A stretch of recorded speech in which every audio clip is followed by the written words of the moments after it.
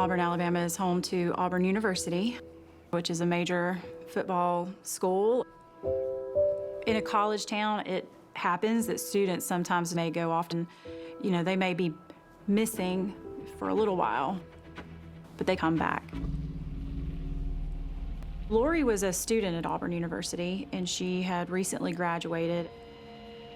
June 10th, 2006, which is the fateful day in Lori's life. We were gonna have drinks at my house. We were gonna have rum runners, I believe, and watch a movie and just kind of hang out, do girl time. She called me around 6:30 and said, I'm gonna stop by the store, pick up the drink mixes, and then I'll be headed to your house. And then the phone rang about 30 minutes later. It rang once or twice. I answered, no one was there. How many times had she simply not showed up Never. and not called you? Never. My daughter was a very good person, a kind person, a loving girl, a very studious student. She loved sports, loved her dog. She had a little Yorkie named Peanut. That was her baby. When did you realize that something was wrong? I was at work, a lady called, I believe it was her boss, and she told me that I just want to tell you your daughter Lori has not showed up for work, and right away bells and whistles went off. I called her and she didn't answer her phone. I called her house several times, left voicemails on her home answering machine. You go over to her mobile home. The door was unlocked, which was not like her. The air conditioner was running. Her dog Peanut was in the crate. We walked through the house. She wasn't there. What are you thinking? Something's terribly wrong. There is no way she would have left Peanut. This is it. It's about 4:40 a.m., 4 days after Lori is missing. The car was right here, dead in the center, and engulfed in flames. Was Lori in this car? Lori was not in the vehicle. There was no trace of her whatsoever. I mean, none. Just vanished. Just vanished. And nobody knows what happened to Lori Slazinski. I know somebody that knows. Rick Ennis. Your daughter had no idea about his past. No. I met Rick Ennis when he was 12 years old. He's sitting back there in that seat behind you. And I said, where are your parents? He looks right back at me and he says, I killed them both.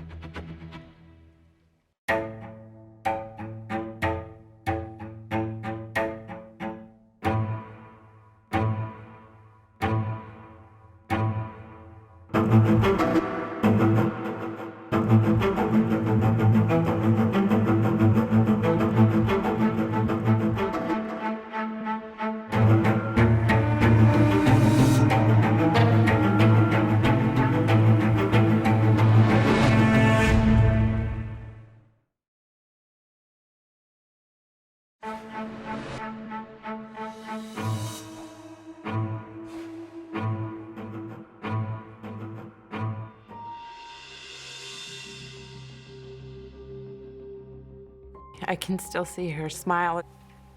Her smile is just etched in my memory. To this day, Lindsey Braun is haunted by the final call from Lori Slazinski on June 10th, 2006, when they were supposed to get together for drinks and a movie. That last call, did it indicate it was her phone? Yes. She calls and it hangs up. Yes. And no one's there. Just no one was there. It was just dead end. Did you call her right back? I did. No answer.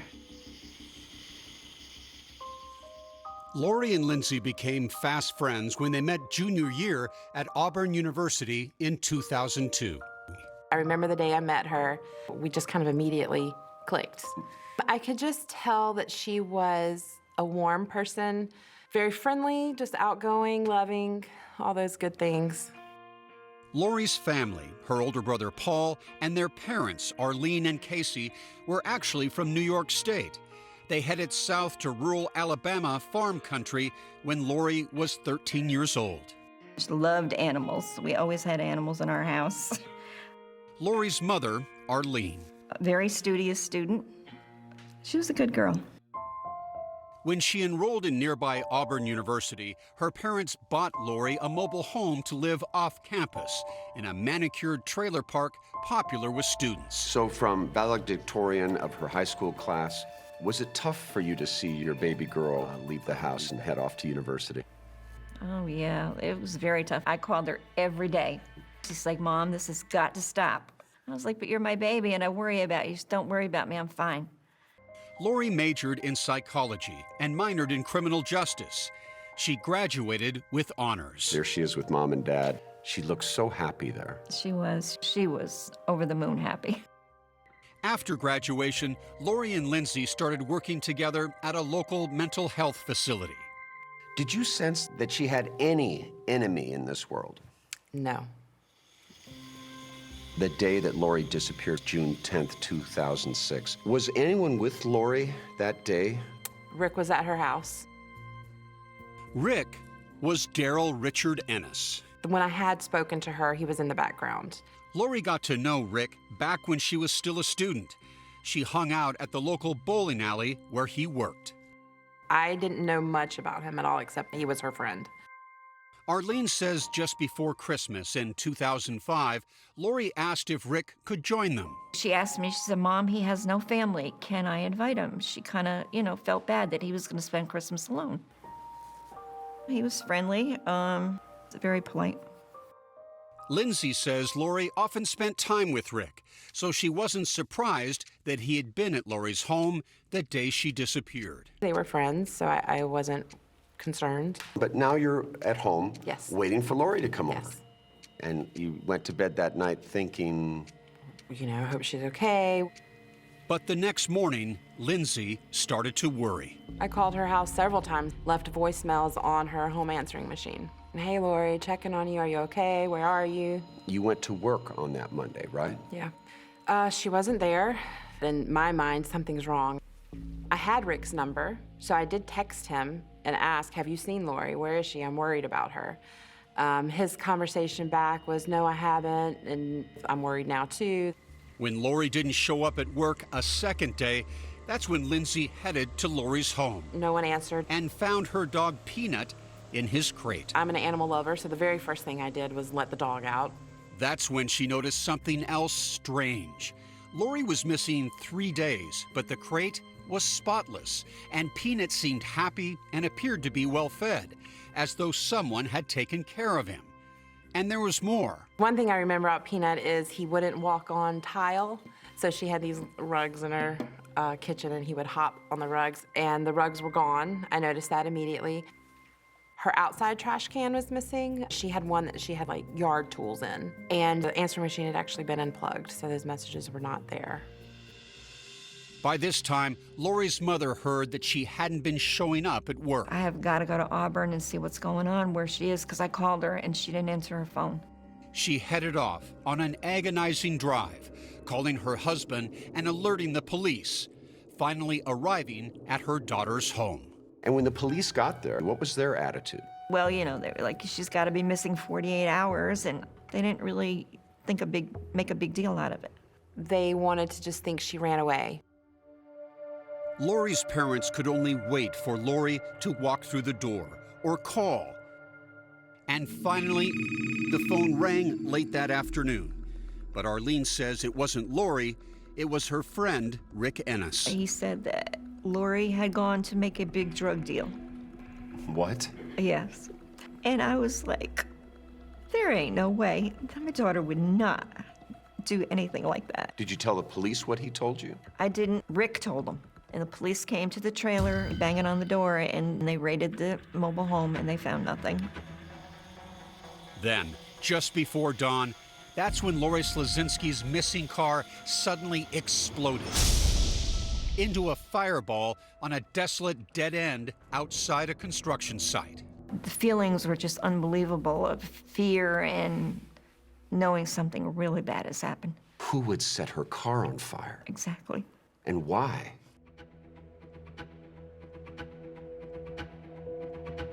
The investigation shifted from a missing person to a possible homicide. Investigators dug into Rick's tip about Lori dealing drugs, but found no evidence, none, that he was telling the truth. Now, investigators started digging deeper into Rick Ennis. They wanted to know if he was hiding something from them. Did you have any sense as to why Rick Ennis didn't have a family? No, I had no idea why at all. Eventually you learned. I did. It's beyond shocking.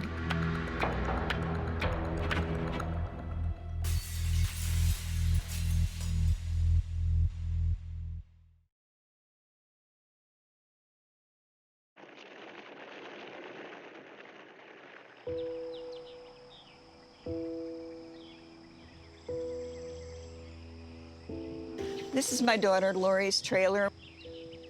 And do you go into that trailer from time to time just to connect with her? I do. Just go in there and think about the happier times.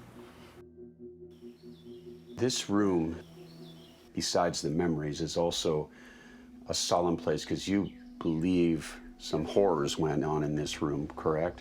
Yes. In the early days of the investigation, back in 2006, Arlene says she became suspicious of Rick Ennis when he told her that the night Lori disappeared, she had gone out to make a drug deal. And why would he be doing that, do you think? I think to take the heat off of him. I was thinking this guy is lying through his teeth.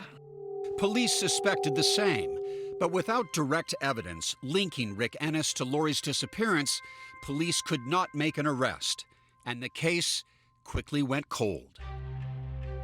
Did Rick Ennis stick around town? He was there for a couple of days, but within a week after his third interview, he left town. He never came back to Auburn again. In 2016, 10 years after Lori disappeared, Mark Whitaker, a special agent with the Alabama State Bureau of Investigation, started a cold case unit. He chose the disappearance of Lori Slazinski as his first case. Any estimate how many murder cases you've been involved with in your career? Probably about 100. Where does this one rank in terms of fascination for you as an investigator? It's number one. It was a very difficult case because there was no body. We don't know exactly what happened. And we don't know where she is. But it didn't take long for Rick Ennis to become Whitaker's prime suspect. We couldn't eliminate him. His inconsistencies in his statements made no sense whatsoever. We knew Lori was not a drug dealer. I mean, she vanished off the face of the earth when he's the last one to ever see her. And when police spoke to Rick hours after Lori was reported missing, they noticed these scratches on his hands and arms. Right here, that is a thumbprint where somebody's digging in there. She's fighting for her life and doing everything she can to get away from him. In Rick's car, there were handcuffs, this knife, and cleaning supplies. And they soon learned something startling about Rick's past. Turned into one of the most bizarre cases I've ever been associated with. Former Alabama State Trooper John Clark. I was patrolling this county when I got a call. It was March 5th, 1993. The call from dispatch said a car had gone off this very highway and struck a fence. And as my headlights take in the curve, I see it looks like a young boy with a backpack. It's a 12-year-old, Rick Ennis, and he admits he had been driving the car. Clark searches his backpack. The first thing I pull out is a kitchen knife about that long. There's some 12 gauge and some 22 caliber loose ammunition in the bottom of the bag. He's sitting back there in that seat behind you. And I said, "Where are your parents?" He looks right back at me and he says, "I killed them both." I killed them both. I killed them both. No tears, no emotion, nothing. Clark then radioed for local police to get over to Ennis's home. State troopers working a wreck involving a 12-year-old. At the time, a show called MPD, the television series, was following the officers. The boy's telling them that they've killed his daddy and mama. Cameras entered the home of Rick's mother and stepfather. On the floor of a bedroom are two dead bodies. There's pieces of a baseball bat in the bedroom that has quite a bit of blood on it. Rick's own mother, Dolly Flowers, was shot in the face and then beaten to death with this baseball bat. Rick told investigators he covered her face with a velvet blanket and placed a rose on her chest. Blood splatters on the walls, blood splatters on the door. Rick's stepfather, Eddie Joe Flowers, was known as Elvis for his sideburns and colorful personality. Rick shot him in the face using this shotgun. Rick told cops he was mad that his parents planned to move. He said he didn't want to leave his school. For 2 days, investigators believe he lived with their bodies while continuing to go to school. Investigators say they found what they describe as Ennis's to-do list that included killing his 3 stepsisters. So he wanted to kill all 3 of you. Oh, yeah. I feel very blessed to be here and not to be one of his victims. Donna Furr, Angela Flowers, and Tina Sexton are all Eddie's daughters. Tina was 20 when her dad was murdered. It's changed everything. My dad was my world. I'm never getting to see him again. The sisters say Dolly was a sweet, outgoing woman who met their father in church.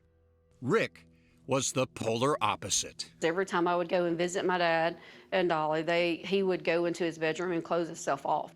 He'd come out and eat, and then he'd go back in his room. What is the longest conversation you ever had with him? 5 seconds, maybe. He didn't talk to nobody. What did your father think of Rick? He just said, he's just a little different than y'all were when y'all were coming up. He just thought that they were in a new relationship and, you know, that he would outgrow it and things would get better over time. But just 10 months after they married, the happy couple were dead. He was 12 years old and had murdered 2 people, brutally murdered them. At age 12, Rick Ennis couldn't be tried as an adult. He spent 9 years in juvenile detention in Alabama and was released after he turned 21. It was now up to Agent Whitaker and his team to determine whether Rick Ennis had murdered again. Should juveniles convicted of murder get a second chance? Chat now with the 48 Hours team on Facebook and Twitter.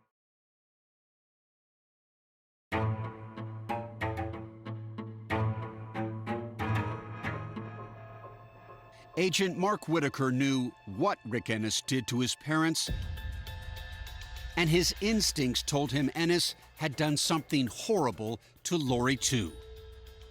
But now he had to prove it. The burn site that's found on the 14th, the car was right here, facing out back toward the bowling alley. There's nothing else around here at the time. There's not apartments. It's just a paved road. The blaze destroyed whatever evidence there was in the car, but an investigator reported finding a tiny item on the ground nearby. And he found a hand-rolled cigarette butt about right here, and he collected that. It was not tested. Kind of got lost in the shuffle. The case agent retired. Whitaker's team now submitted it for testing. And there was this gas can that had been found nearby. It was right in this area right here. It looked like one that had been missing from the bowling alley where Rick had worked. And it's right here, 1,000 yards from the bowling alley, 30 yards from a car. Whitaker's partner, J.W. Barnes, showed us something that for police tied everything together. These railroad tracks. These are the same tracks that go right by the bowling alley. They run right across the street from where Laurie's car was found burning. I've always thought that's what Ennis used for transportation, was walking down the railroad tracks, because it's a straight shot and you're not going to be seen unless you want to be seen. And those railroad tracks run by Laurie's house. And in that house were signs of a violent struggle, says Whitaker. These areas you see right here that have been cut out, that's where the scuff marks were. They were black, just like the bottom of her shoes, and there was even some up as high here. So it's obviously there was a struggle in here with somebody kicking their legs, probably up in the air. Remember, Lori's dog Peanut seemed happy and taken care of. My theory is that Rick Ennis stayed in the house. After he had murdered Lori? I believe so. It's the only way to explain it. We don't have a cause of death, but I've always thought that he strangled her. The scratches that he had all over his arm were just indicative of defense wounds when you're fighting somebody. Whitaker says the phone in the corner of the bedroom was missing its cord. And it was a long cord, and it ran all the way through the room. And what do you think that cord was used for? I think it was used to bound her. To tie her up? Yes, sir. Could it have been used to strangle her? Sure. That phone cord was missing. That's not the only thing that was missing. There were those 3 rugs in the kitchen. They were kind of strategically put out so that Peanut, Lori's dog, could hop through the linoleum and be back on carpet.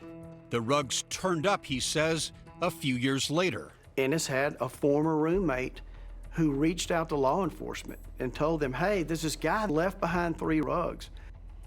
Peter, I want to show you something else. Lori had a table set up about right here. And on this table, days before Lori went missing, a love letter was left here for her from Rick. People who knew Lori said Ennis wanted to be more than just a friend. Police say Ennis told a buddy that Lori rejected him. And he was devastated by that. So do you believe this rejection may have been a motive for murder? I think that's what sent him over the edge. I absolutely do. Despite the mounting evidence, Agent Whitaker still needed something more that tied Ennis directly to the crime scene. As far as I'm concerned, he is investigating this case like Lori is his own daughter. I mean, he has a picture of Lori in his house. I've had it in my closet.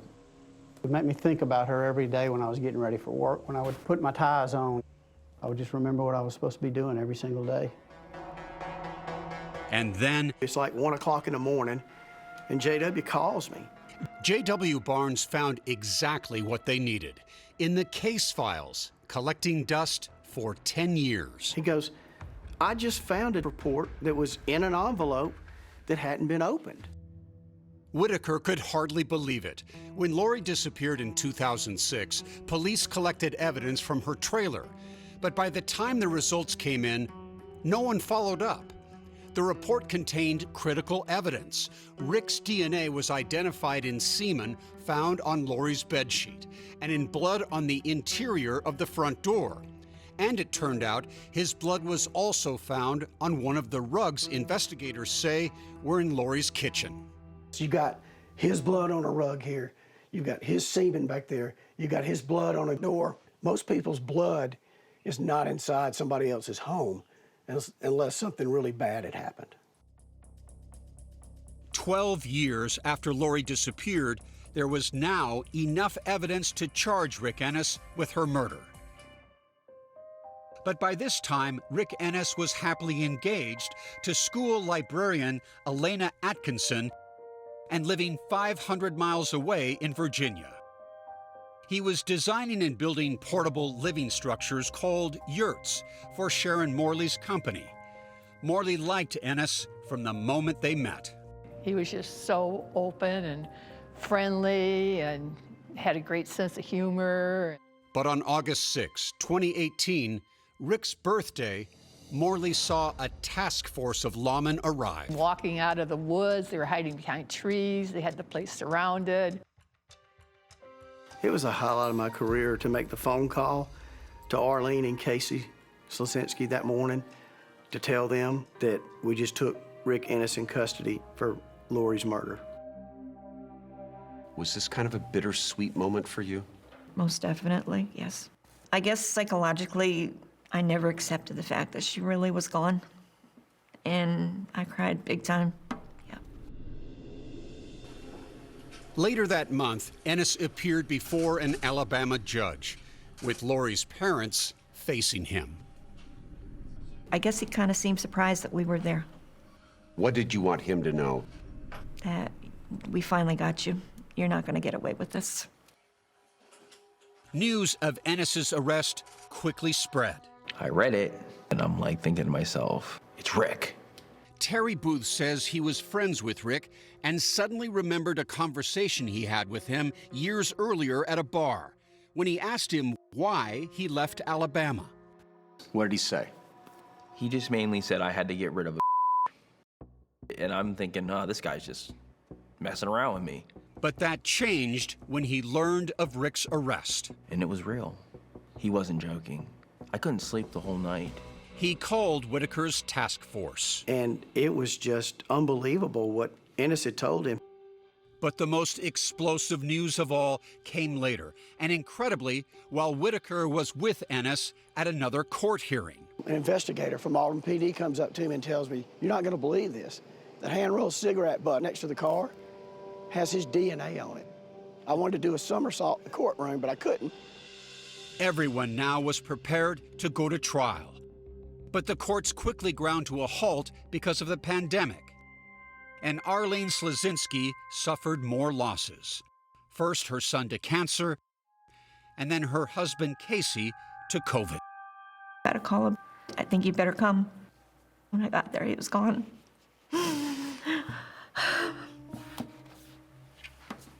You lose your daughter, you lose your son, and then you lose your husband.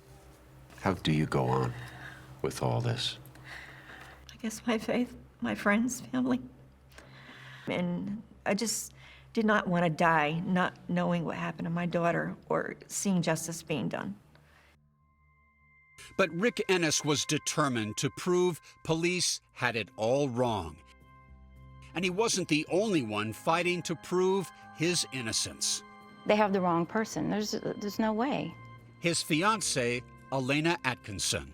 Do you believe Rick had anything to do with Lori's disappearance, with her death? No, I do not. Not only do I believe Rick is innocent, I believe that he would have given his life for Lori if he had been there. That's the kind of person he is.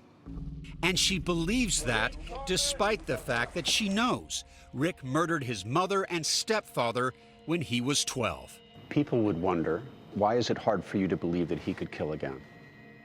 She says Rick told her something about what happened with his mother, something that convinced her he had nothing to do with what happened to Lori.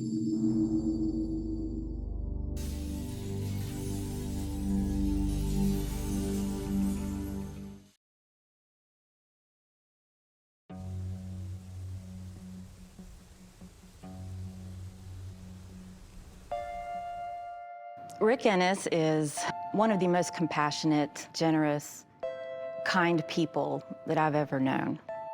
Elena Atkinson has been in love with Rick Ennis for 4 years. I love his intelligence. I always joke with him and tell him I fell in love with his brain first. But just 2 months into their romance, Elena, an amateur genealogist, was researching Rick's ancestry when she stumbled upon news that he had killed his mother and stepfather. My first thought was, what in the world happened in his home life that pushed him to that point? Rick would tell her something she didn't see in any article. Rick, it's Peter Van Sant with 48 Hours. Reached by phone, Rick told us what he insists happened. I was molested by my mother. Rick says his mother sexually abused him, and he snapped. I exploded, and the result was that I took my mother's life, and then I took my stepmother's life.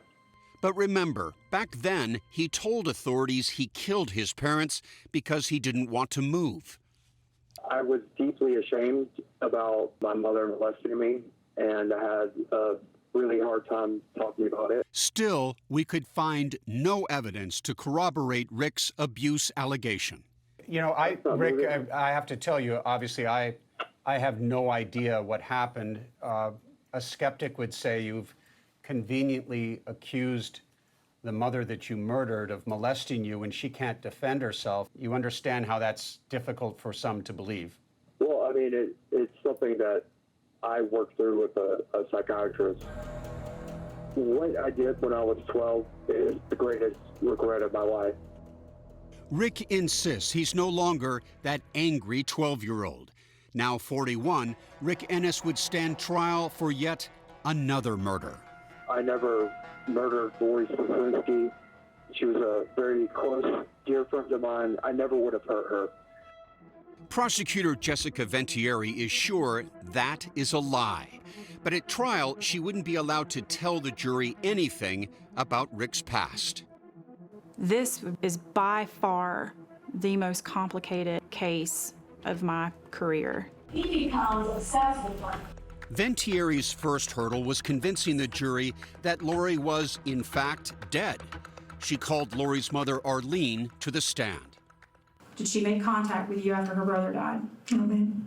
Have you ever received a birthday card? No, ma'am. A Mother's Day card? Have you ever heard from your daughter in any way since that Thursday before she disappeared? No, ma'am. Lindsey Braun was next, seemingly setting up a motive, telling the jury that Lori rejected Rick. She told me about a letter that he had written her. Was it a love letter? Yes. She told me that she wasn't interested in him that way. And Terry Booth would take the stand to recount that troubling remark he said Rick made. He had strangled a that she was a white piece of trailer park trash. The district attorney built her case with testimony about the scuff marks on the wall and the blood in Lori's trailer, Rick's semen on her bed, and the cigarette butt, with Rick's DNA found near Lori's scorched car. But they've got problems with this evidence. But defense attorney William Watley claimed that hand-rolled cigarette was planted, arguing police could have taken it from Rick's home. That cigarette butt didn't come from Bernsey. The defense suggested Lori was responsible for her own disappearance. They portrayed her as a drug dealer. You knew that Lori had grown marijuana? Yes. Lindsey insisted, however, that it was only for Lori's personal use. For herself, so she didn't have to purchase any. But to drive home their points, Watley called Rick Ennis himself to the stand. Spent a lot of time with her. Rick insisted he had no reason to hurt Lori. Did you write a letter to Lori? Yes, sir, I did. I asked her if she wanted to date. It would have been a month or two before she went missing. I'm not certain. But even though she turned him down, Rick says they were still intimate. Now, did you ever have sex with Lori? Yes, sir. So what about what he said to Terry Booth? Ennis says it never happened. Did you ever go out drinking with Terry Booth? Yes, sir. Did you tell Terry Booth that you strangled someone? Yes, sir. Rick, I want to show you some photographs here. And those rugs given to police by his former roommate, Rick claims they were not from Lori's trailer. Where did you get these rugs from? Target. Did you get any of those from Lori? Yes, sir. Rick says Lori was fine when he left her that Saturday. He says he headed off to sell some weed, and he claims she was off to do the same. The last time you saw Lori, did you have any kind of an argument with her? No, sir. Did you break into Lori's trailer that Saturday? I did not. Did you kidnap Lori? No, sir. Did you kill Lori? I did not. Did you burn Lori's car? No, sir. So what about the knife, handcuffs, and cleaning items in his car? Rick says it had nothing to do with Lori. He was moving things from his apartment. And those scratches on him, back in 2006, police say he had no explanation. But at the trial, he had an answer. I got them from playing with my dog. Ventieri barely made it to the podium to start her cross-examination. Is there anything else you'd like to blame on the dog? Ventieri questioned Rick about that blood on Lori's door. Blood in Lori's trailer has your DNA in it. How did that get there? I have no idea. And the question Ventieri really wanted an answer for, she never got. Where did you dump Lori's body? I didn't dump Lori's body anywhere. Who did then? I have no idea. Both sides had their final chance to persuade the jury. Defense attorney Watley told the jurors there wasn't any evidence that a crime had even been committed. There's no evidence that Lori was kidnapped. There's no evidence that she was forcibly taken against her will. Ventieri attacked Rick's defense. The fact that they can sit there and say that their client told the truth about anything is laughable. This is a gouge in hand who was obsessed with you. Ventieri insisted that the volume of evidence against Rick Ennis was overwhelming, even if police still couldn't find Lori's remains.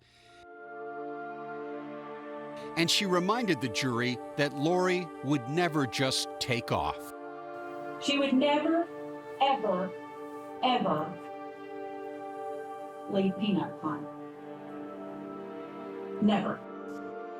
After 7 days of testimony, it was now up to the jury to decide. I'm terrified. I only get one shot at this. But you just never know what a jury's going to do. Do you believe Rick Ennis is a changed man? See more of the investigation into Lori's disappearance at 48hours.com.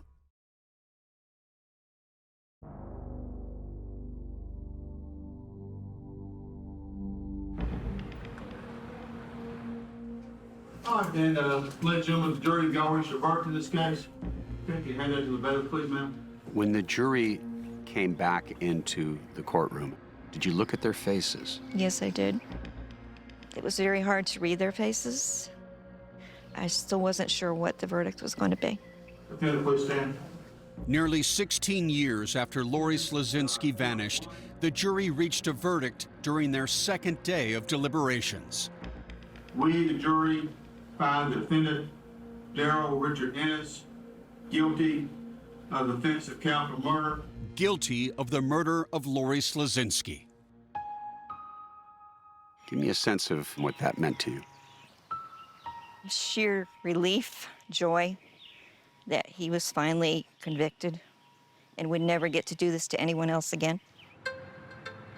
I'm thrilled that we were able to bring justice for Lori after such a long time. Immediately following the jury's verdict, DA Ventieri went to Arlene with a proposal. Rick was now facing a possible death sentence, but that would trigger years of appeals and legal wrangling. To spare Arlene all that, Ventieri suggested offering Rick life without parole. Arlene agreed. It says the court that you be in prison in the penitentiary of the state of Alabama for a term of life without the possibility of parole. Elena Atkinson was stunned. Just complete shock, disbelief. I was devastated. She was so certain Rick would be exonerated, she'd made plans to celebrate. A celebration, Rick told us, that he would be part of. I thought that we were going to go and have a nice dinner and that I was going to get to start my life over.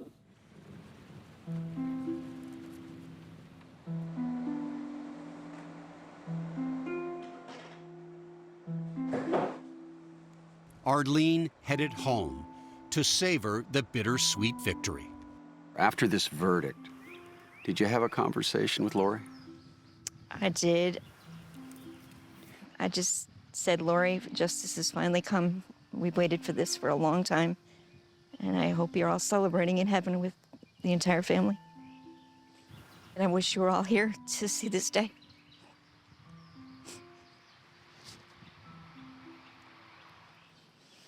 This tragic murder, the ripple effects across your family is just incredible. It has left a very large void in my life. I was getting ready to retire. I mean, I could have been enjoying my grandchildren possibly, just spending time with my daughter, who I loved. This is Lori at her trailer, and Peanut, who she absolutely adored, and vice versa. Well, we brought Peanut home with us, and he stayed with us till he was, I guess, about 16 years old, and he died. Every time we mentioned Lori's name, he would, I don't care where he was in the house, it was like he just heard her name and he'd run in there like, where is she? It just totally amazed me that he never forgot her, never. Did you ever think that 6 years ago we would be here today? With her husband and both her children gone, this tragic story has brought new friendships into Arlene's life. Mark Whitaker is my hero. Him and his wife are like family to me now. This was on her graduation day, Casey, her and me. It's a great photo. And this was her a month before she disappeared at her cousin Jennifer's wedding with her cousin Thomas. Wow. Not a care in the world. No. She's one of the bravest women that I've ever met. You showing all these to me just makes everything more real for me. Beautiful girl. Thanks for sharing those with me. You're welcome. I could tell she seems to be happier now.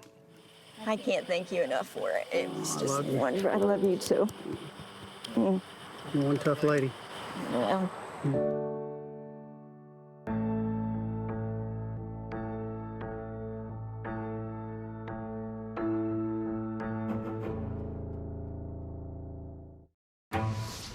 A wife and mother was said to have gone for a bike ride and never returned. The initial thought is kidnapping. She had used a spy pen to make secret recordings. It's like James Bond. Would they help solve the case? Nothing is what it seems. 48 Hours, Saturday on CBS.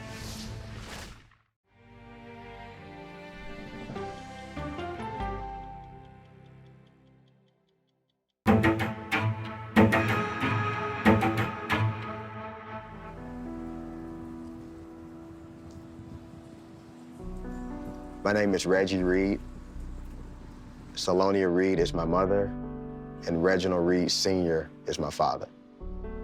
My mother, she was the love of my life, my first love, and I was her everything. It was very rare I wasn't by her side. Take me back and tell me what you remember about that day. That day, we went to the mall. That's one of the things to do in Hammond, just go to the mall, even though if you're not buying anything, window shop, if you will. Went to the mall, came home, and my mom went out, and she never came home. My beeper went off, and it was Reginald. And he asked me, had I seen Salonia?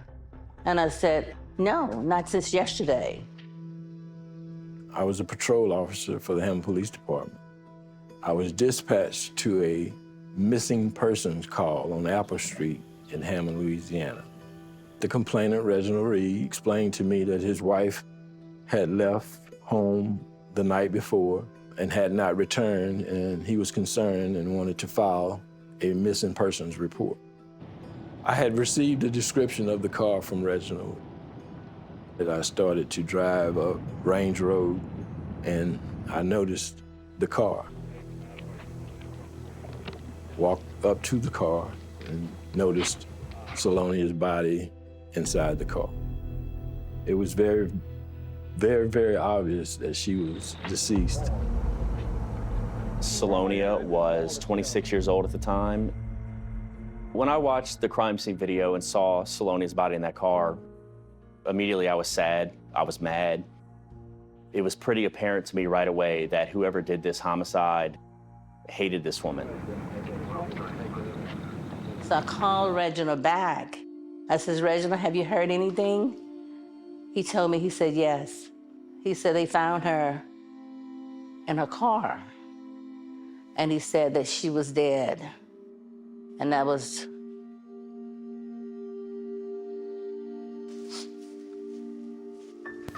I was interviewed after she was murdered as a 6-year-old.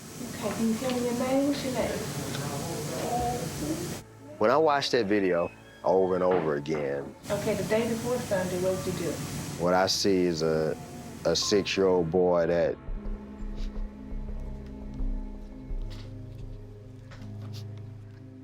life had been changed.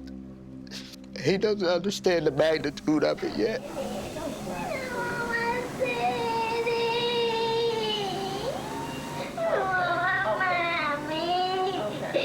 And you're asking me, you trying to find out who killed my mother.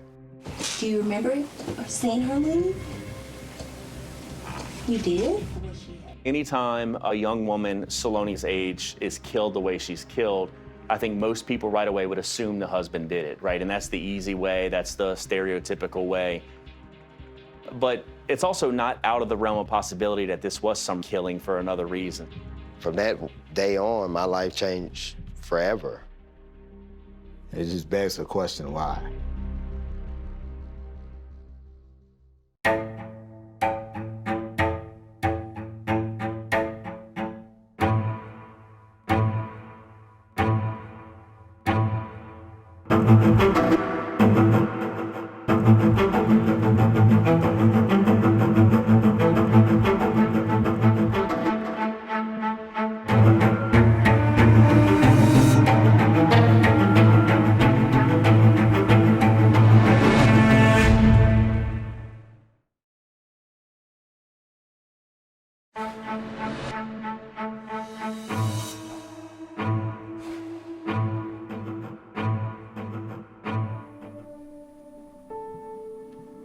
After my mother was murdered, things moved fast.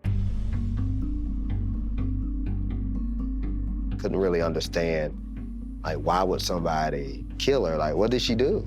It's been decades since Reggie Reed Jr. last saw his mother, Salonia. I feel like I missed out on a huge part of life that I'll never get back. Reggie was only 6 years old on August 22nd, 1987. One of the last things he remembers is his mother buying him a chocolate chip cookie here at the Hammond Square Mall in Louisiana. He told police his mother kissed him when she left the house later that night, but the rest, he says, is a blur. When you think about that, what does that feel like? When I think about how my mother's life was shortened and how my experience was shortened, I feel empty. If somebody says to you, who is Salonia? What do you say? If someone asks me who is Salonia, I would say, you're looking at her.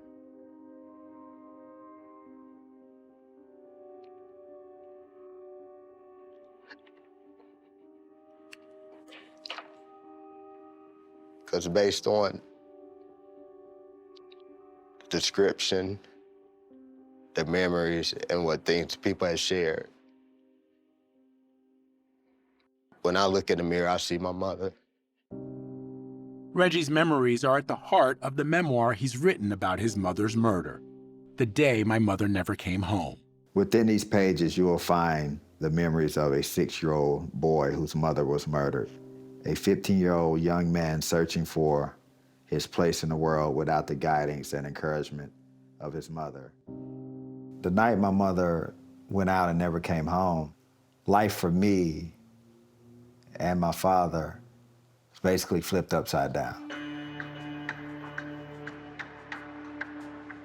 Charles Muse, now retired, was the police officer who found Salonia's body after taking the initial missing persons report from her husband, Reginald Reed. Salonia's body was in between the bucket seats of the car with her torso over into the back seat of the car. She had 16 pinpoint-like stab wounds in her upper torso, shoulder, and neck. Her blouse had been torn off. Her pants had been removed from her. She had been sexually assaulted as well. Louisiana State Police Lieutenant Barry Ward would eventually be assigned to the case years later. He was only 16 years old when Salonia was murdered. In 1987, I was a sophomore in Marshall County High School in Western Kentucky. When he eventually did pick up the case file, he took note of the lack of blood in the car. It would suggest that she was murdered in another location and then transported to where her body was later discovered at the Johns Curb Market. That market was about 1.5 miles from the Reed house on Apple Street. At the scene, Officer Muse noticed something else about Salonia's naked body. I did see a substance that had been placed on the body. It was a white liquid type substance on her torso and stomach area.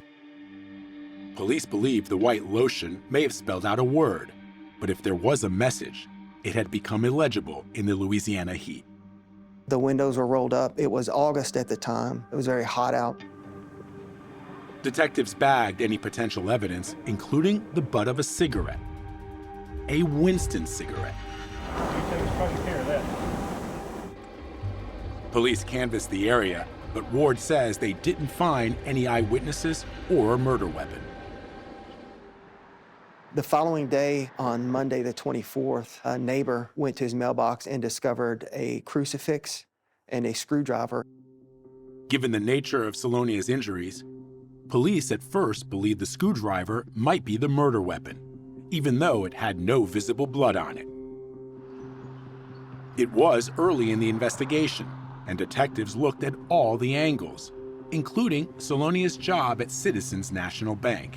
She was a teller in the commercial section. She was described as being polite, kind, had a nice smile. Here she is, taking part in a community fashion show, just 1 week before her murder.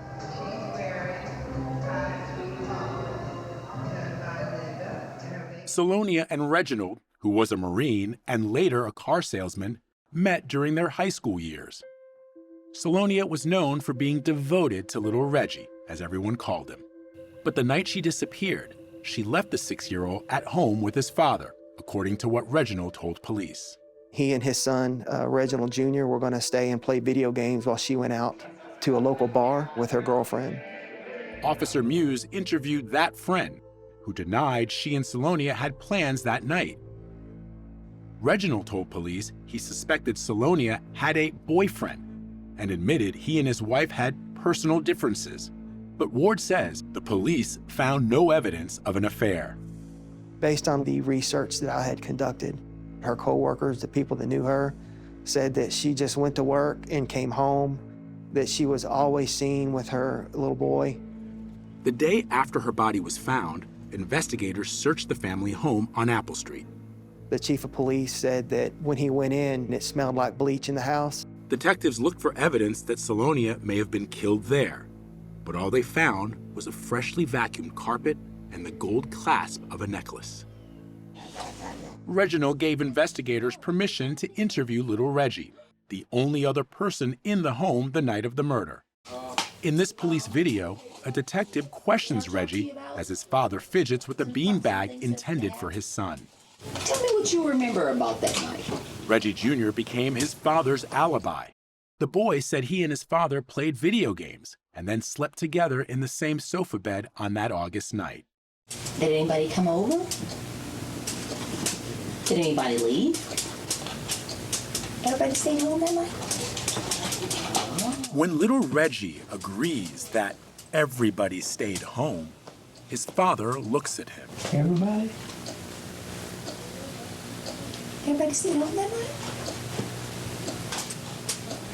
Don't be afraid. Just, when she talk to you. Don't be afraid. We just talking. I don't want to talk. She will ask you just a few more questions. What's the matter, baby? He said he didn't want to talk no more. Oh, you don't want to talk no more? It's just the emotional part of it. Okay, that's all right. Look, didn't I tell you before that I'm your friend? Oh, he's here, baby. Okay, darling, I won't talk no more. You don't have to. I just can't imagine what it's like as a 6-year-old to have to sit there and... Looking at that, it's still hard to believe that that's me. Watching that video just brings back so many questions and pain because I see me crying. In the aftermath of Salonia's murder, her family came forward with more information, some of it directed at one of Reginald's friends, Jimmy Ray Barnes. Turns out, Barnes smoked Winston cigarettes, the same brand found in Salonia's car. And Salonia's sister, Gwen Smith, said that Salonia did not like Jimmy Ray. Apparently she knew Jimmy Ray's voice because she started screaming, "Come inside, I don't trust him." So she was scared of him.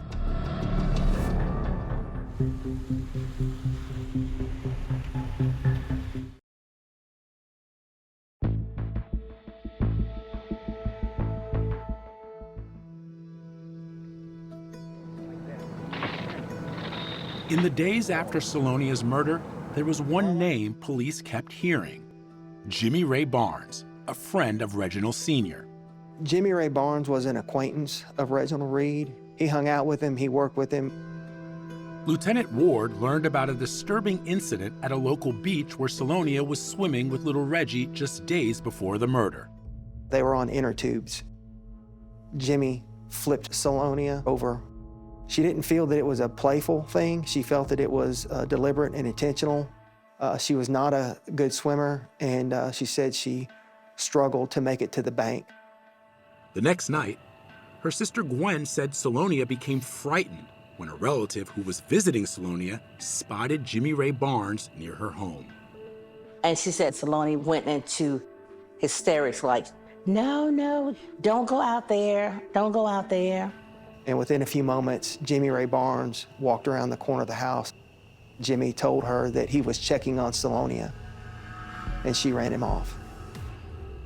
Ward would learn that Jimmy Ray, along with Reginald, came under even more scrutiny 2 days after the murder. A witness came forward to say she had seen two men around John's Curb Market on the night Salonia was murdered. She became suspicious and later wrote down on a piece of scrap paper the license plate. As it turns out, that was the vehicle that Reginald Reed was known to operate in. That was his car. Some 2 weeks later, police assembled this photo array and showed it to the witness. The witness identified the driver as Reginald Reed and the passenger as Jimmy Ray Barnes. Jimmy Ray was given a polygraph test, and police at the time said he passed. But it wasn't long before Jimmy Ray left Hammond. Reginald denied having anything to do with Salonia's murder. But neighbors told police the marriage was troubled. Family members say Salonia had accused her husband of physical abuse, and there was talk of divorce. The police continued investigating, but prosecutors never brought the case to a grand jury. There's a lot of circumstantial evidence in 1987 that pointed to Reginald Reed and Jimmy Ray Barnes. As far as a smoking gun, it was not there at that time. I started feeling like nothing was going to be done about her murder, and we would not get justice. Time passed, and Reginald continued to live in Hammond. He even ran for mayor in 1998. R.A.L. Reggie Reed, number 8. You can count on me. He lost that race, but he and little Reggie stayed in the family home, which today has fallen into disrepair. So this is it. What's it like for you to just come back here? I know you don't like to, but what does it feel like? I feel numb. Yeah, I feel numb. This is where it all started. You know, this is the halls I used to run. This is the TV room. This was the TV room. When you were playing Nintendo with your father the night that your mother was murdered, was that here? That was in this room. Reggie went on to attend college and later got an MBA. He moved out of Hammond and began working for a pharmaceutical company. There were no new developments on his mother's murder until 2011, when Lieutenant Barry Ward of the Louisiana State Police got involved. After I started interacting with Salonia's family, her sisters, I realized how important it was. Before Barry Ward came into the picture, I just felt like nobody cared about Salonia's case. This was just the last opportunity I felt before more witnesses passed away that we would have a chance to find justice for this terrible crime that happened to Salonia. As far as Ward could determine, the crucifix and screwdriver found within days of the murder led nowhere. But the detective was drawn to several life insurance policies Reginald had taken out on Salonia that paid out more than $700,000. Some of those policies were taken out the same month that Salonia was murdered. Ward wanted to re-interview Reggie Jr. in 2012. Reggie was 31 years old and living in Texas. Ward sent a Texas Ranger to begin the questioning. He told me why he was here, and it was to discuss my mother's murder. And the Ranger then told Reggie something he said he'd never heard before. He was not aware that his father was a suspect in the murder of his mother. I was like, where's this coming from? Like, It's been over 3 decades. You talking about my dad, like, killed my mom? I'm like, seriously? I remember asking, is there any new evidence that will surface? And it was nothing new. It's true that the insurance policies had been discovered by the original detectives, but Lieutenant Ward had organized them in a way that he felt was damning. The Texas Ranger asked Reggie about those policies. He showed me a graph, a timeline that showed these insurance policies that were taken out close to her death. Did you all of a sudden say, I need to get to the bottom of this, or what? It was eye-opening, because I'm like, well, that doesn't look good. Well, I gotta learn what's all this? Reggie struggled to make sense of it all. I did talk to my dad about it over the phone, and his response was he took out policies on everyone. Reggie said he finds it hard to square what the investigation revealed with the loving father who raised him. I look back, I'm like, man, he really did do some great stuff for me. He was a great provider. Ward took a deep dive into the case file and focused on that Winston cigarette butt found in Salonia's car. He sent it out for DNA testing, something that was not widely available in 1987. There was a match in the National Crime DNA Database, CODIS, but not to Jimmy Ray. It came back to a man by the name of Billy Ray Barnes. Billy Ray was Jimmy Ray's identical twin brother, and the DNA supervisor had another surprise. He let me know that identical twins share identical DNA. Lieutenant Ward decided he had to interview Jimmy Ray, and it turned out that Jimmy Ray had been holding on to some key information all these years. Jimmy Ray Barnes did tell me that Reginald Reed offered him $50,000 to quote-unquote knock off his wife.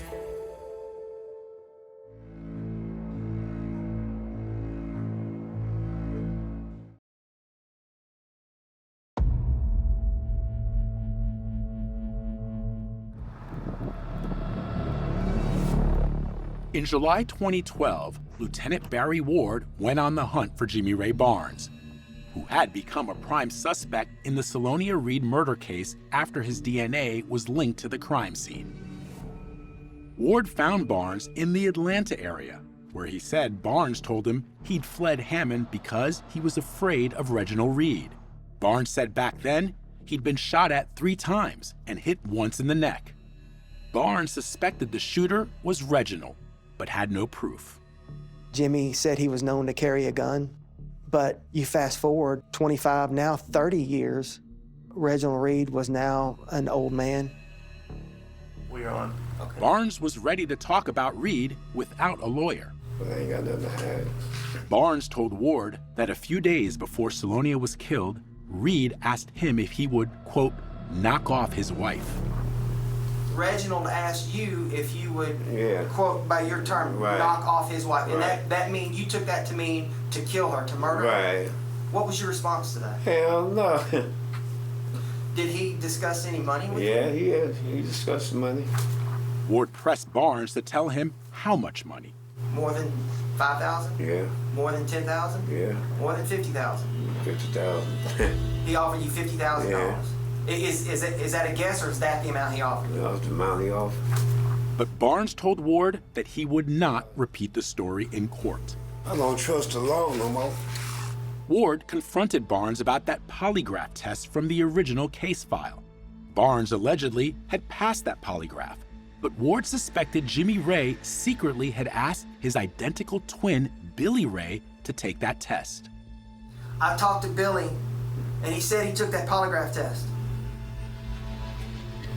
And if Billy looked like you and was questioned over a murder that you took part in, and he doesn't know anything about it, he's probably going to pass that polygraph test. Would that be fair to say? I don't know. I'm not going to answer that because I know I'm the one who took the polygraph test. Ward believed he had a solid case to finally bring charges. He had Jimmy Ray's DNA connected to the crime scene and his videotaped statement about Reggie offering him $50,000 to kill Salonia. But, Ward said, prosecutors always wanted more. I would get phone calls through the years from prosecutors who had asked me to re-interview family members, find out additional information, test more evidence. It was busy work. Then, in 2018, a newly hired prosecutor, Taylor Anthony, got assigned the case. Why reopen a 35-year-old case? What was the trigger? Well, why reopen it? It's an interesting question. This was a case, to me, right away when I looked at it, that there was a story to be told. Anthony was impressed by all the investigative work done by Lieutenant Ward, so he reached out. But Ward told Anthony he was too busy and that he felt he'd been let down by other prosecutors. My initial response was to just get this guy off the phone. He said, look, I've already poured hundreds of man-hours into that case, and y'all didn't do anything, and he said, you're wasting your time, kid. Have a nice life, basically. But Anthony was undeterred and promised Ward that this time things would be different. I think he saw what I saw. I think that made all the difference in the world. Like Ward, Anthony was sure Jimmy Ray Barnes knew a lot more. So he and Ward took a road trip to Atlanta. We were able to locate Jimmy. He was staying in a camper at his employer's place. We pulled up early in the morning when the sun was coming up, and he was coming out of this camper, putting a belt in his pants. And he said, hey, who y'all looking for? I said, you, Jimmy. And he goes, oh, you again. But this time, the new prosecutor had with him an agreement, approved by a judge, giving Barnes complete immunity if he testified to everything he knew about Salonia's murder. So, to the layperson, you offered him a deal? So I offered him what I would say would be the golden ticket. But Barnes rejected the offer. He did not trust me, he did not believe me, he did not want to talk to us.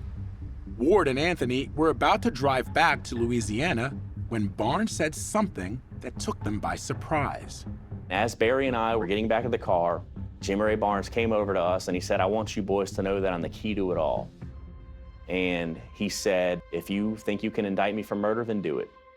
Anthony was quick to take him up on that challenge. A couple of weeks later, grand jury in Tazewell Parish returned second-degree murder indictments for both Reginald Reed and Jimmy Ray Barnes. Immediately, we went to Reginald's home. I knocked on the door, identified who I was, and that I had an arrest warrant for him for the murder of his wife. He really had no emotion. The date was June 21st, 2019, more than 30 years after Salonia's murder. When Reginald was arrested, it was like a burden just got my chest, like a burden was lifted off. I got a call that my father was indicted for second-degree murder and conspiracy, along with a co-defendant for my mother's murder. Reggie Jr. put up his father's $250,000 bail bond. My dad being my rock for so many years, I felt the need to try to help him. Now that you are both adults, did you ever ask him those questions that you have, that you're questioning even now as we sit here? Yeah, I asked him, and he maintains his innocence. Sitting in another Hammond jail cell was Jimmy Ray Barnes. He now had a lawyer and asked to speak with Detective Barry Ward and Taylor Anthony. So Barry and I went and met with him again. And in exchange for him telling us everything he knew, he was offered a deal to plead to accessory after the fact to murder and was given a 5-year prison sentence. The homicide trial of Reginald Reed was scheduled for November 2022, and Jimmy Ray had agreed to testify. Reggie Jr. hoped to hear never-before-revealed details of what had happened to his mother. I want to know what happened.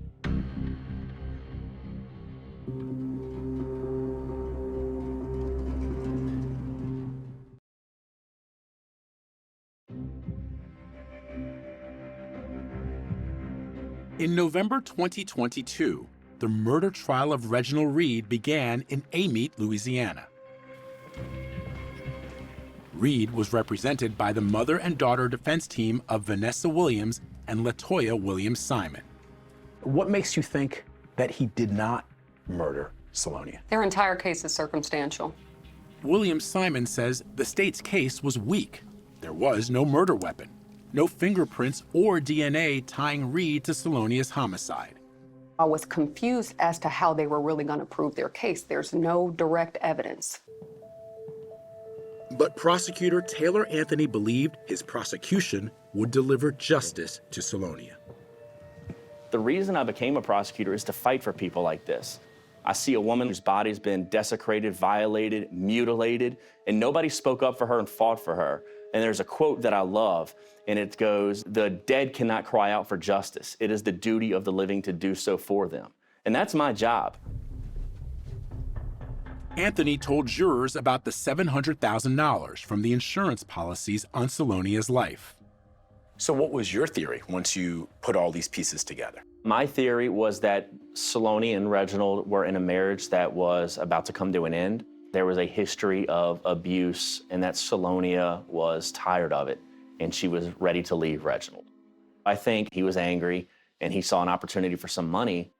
I think that's why he killed this woman. The case that they're presenting, which is this man takes out all these life insurance policies on a young, healthy 26-year-old woman, what is his rationale for having done that? But they're missing the biggest part of it. Which it wasn't just on her. It was on himself. It was on the child. It was family policies. So it's not like he just went and took out policies on Salonia only. Prosecutor Anthony was frank with jurors, telling them that the state would not produce a murder weapon or the exact location where Salonia was stabbed. He focused on what the prosecution did have, including that white lotion found on Salonia's body. Later, police were able to find a bottle of lotion in the Reed household that matched that type of lotion that was on her body. The prosecutor also showed jurors a photograph of some scratches on Reed's neck taken on the day Salonia's body was found. They wanted to take photographs of his neck, and he was very hesitant. Anthony said Reed told police 2 different stories about how he got those scratches. But after forensic testing, it was determined that none of Reed's DNA was found under Salonia's fingernails. They believe that the killer is Mr. Reginald Reed. So anything that goes to contradict that, they're going to completely block out. William Simon pointed to Jimmy Ray's long criminal record of arrests. It couldn't be introduced at trial. And the reason why his criminal rap sheet couldn't be introduced at trial is because these aren't convictions.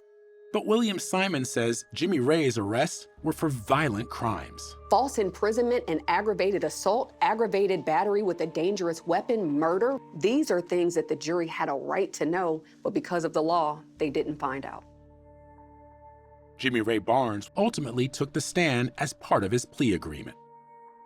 Jimmy, will you please tell me? There were no cameras in the courtroom, so this recording is taken from Barnes's police interview conducted by Ward before the trial. He told the same story when he testified. On the night of the murder, Barnes said he promised to meet Reed in the parking area outside John's Curb Market, where Salonia's body had been found. Oh, when I got there, he was getting out of the blue car. The blue car was parked there. Barnes said Reginald asked for his help in moving Salonia's body. I said, no, I wasn't getting involved in that. He wanted me to move the body, and I didn't want to move, and I didn't move the body. Barnes says that Salonia was fully clothed when he saw her and sitting in the passenger seat. I did see the body in there, and I panicked. My understanding after the fact is that Jimmy Ray Barnes talked to Reggie and said, "Where's the money? You told me $50,000. He says he never got a penny of it. Prosecutor Anthony contends that after the men drove away, Reed returned and staged the crime scene, stripping off Salonia's clothes, covering her with that white lotion, and leaving other evidence to make it appear as a sex crime. And what does your dad say to that? He says it's completely BS. He says it's no way. We were at home playing Nintendo. William Simon had her own theory of what happened that night. All of the information that we've received about Jimmy Ray Barnes is that he was borderline obsessed with Salonia. I believe that maybe he encountered her, tried to make a pass at her, that was rejected, and that's where you see that anger, that rage, that hatred. Sitting through the trial, Reggie admitted that the relentless focus on his mother's murder was upsetting, especially as he watched that crime scene video, which he had never seen before. And it really struck a chord by just seeing my mother there, lifeless. and just alone and dead. Reginald Reed never took the stand, and after less than a week of testimony, the case went to the jury. Reggie Jr. braced for the verdict.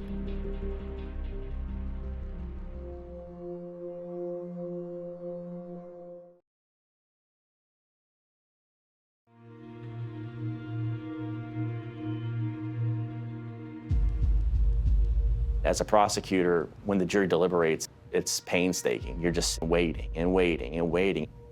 Some of Reginald Reed's brothers and sisters were waiting as well. Kennedy Reed, Belinda Reed Cox, and Claude Reed. Claude, you don't believe your brother murdered Salonia? No, I don't. I don't believe Reggie did that. My brother's not a murderer. He's not. But on this day, November 18th, 2022, Reginald Reed was found guilty of second-degree murder after the jury deliberated for just over 3 hours. When he was found guilty, I feel like he died without dying. And I saw myself as that same 6-year-old crying out for my dad as I did in that video. And I just wanted to end.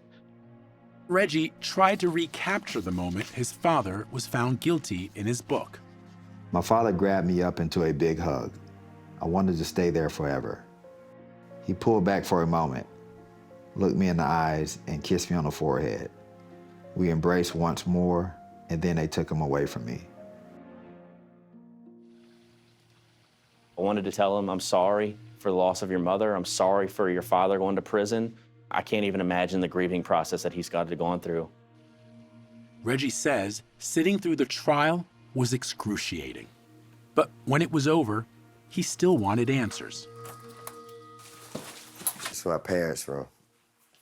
Lieutenant Ward has told you that one of his theories is that your mother may have been killed in this room. In this room. I just go back thinking of the manner and the way which she was killed. If she was killed here, how is it possible that they couldn't find anything? Where was I? Did you leave the house after I fell asleep? Questions Reggie cannot answer because he simply cannot remember. On January 30th, 2023, everyone piled back into the same courtroom where Reginald Reed was sentenced to life in prison without the possibility of parole. He did not offer any kind of explanation or statement and said nothing. You know, I want justice, but I didn't think justice was gonna come at the price of my dad going to prison for life. So my question is, do you believe that your father murdered your mother? I don't know. Another question, do I think my dad had some involvement? Maybe. I don't know, though. I don't know. So that's where I'm just, it's like a tug-of-war game. Just knowing the type of father he is, I can't just turn a page and just look at my father as a complete monster. Salonia's sister, Gwen Smith, always believed Reginald was Salonia's killer. Although she and Reggie Jr. are estranged, she still worries about him. I just kind of feel bad for him, you know, because his mom was taken away from him when he was a little boy. What do you want people to know about this case? If you could sum it up for me. I know one thing, my brother did not commit this murder. For Barry Ward, who worked on the Salonia Reed case for a decade, the conviction was just, and he appreciates that Jimmy Ray Barnes agreed to testify. Jimmy Ray Barnes was the key. Barnes served his sentence for being an accessory after the fact to murder. He was freed from prison, and shortly after, on January 27, 2024, he was killed in a car accident. He was in Hammond to attend the funeral of his identical twin.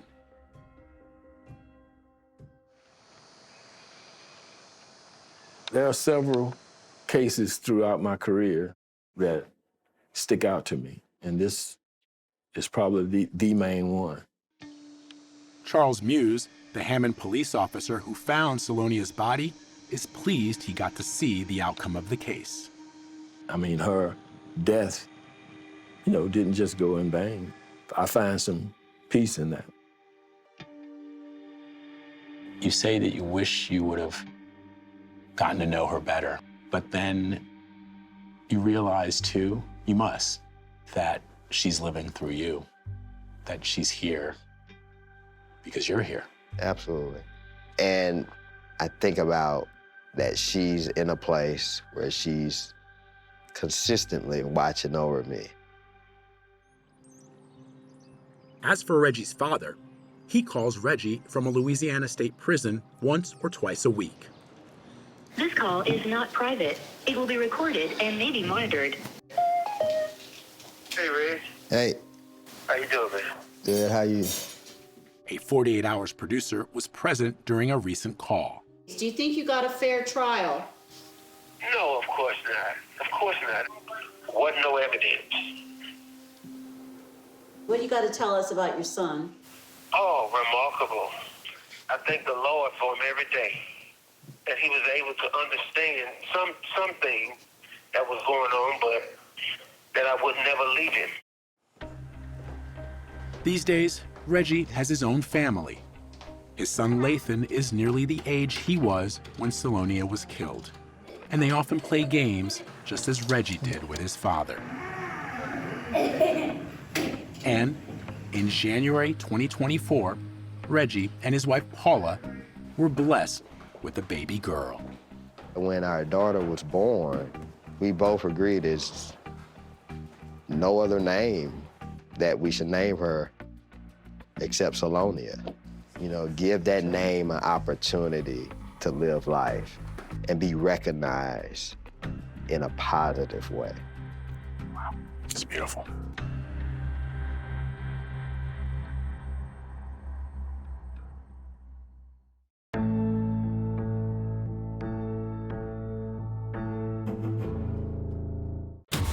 Something happened at the house. We are very worried about your dad. A daughter's forbidden love. There's blood everywhere. Turns deadly. We found several murder plans. Who's the mastermind of all of this? Where were you? 48 Hours is all new. CBS next Saturday, 10/9 Central, and streaming on Paramount Plus.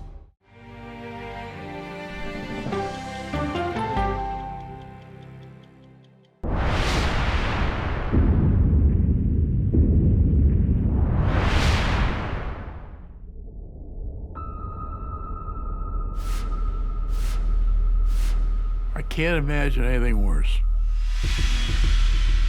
Somebody has taken one of your children and is threatening to kill them. When I opened the email, it scared the hell out of me. I found the ransom demand from the people who had taken Robert. We have Robert. If you hope to see him alive again, you must follow our instructions without deviation. Do not speak about this to anyone, including family.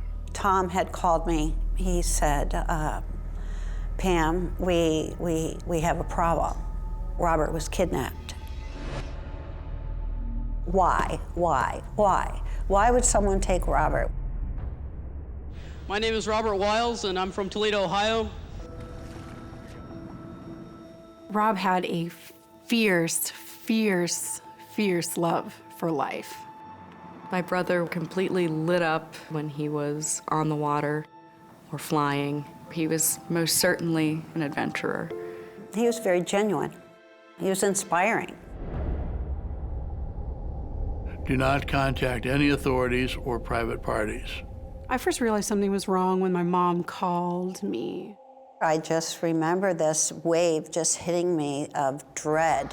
Let's just say I've never heard my mom talk like that before. Do not go anywhere. Do not open your door. Something happened to your brother. Obtain an item of luggage and place in it $750,000 in small, unmarked, untraceable bills. It was scary.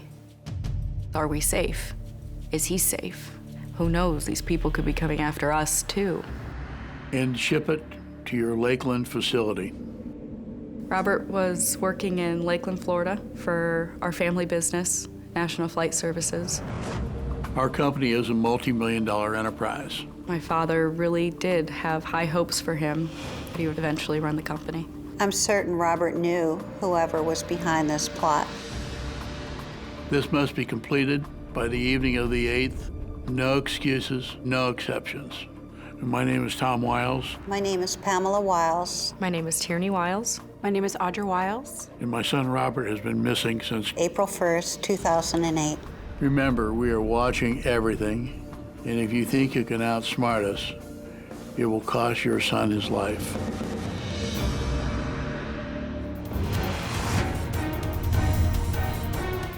I'm Peter Van Sant. Tonight on 48 Hours, Ransom.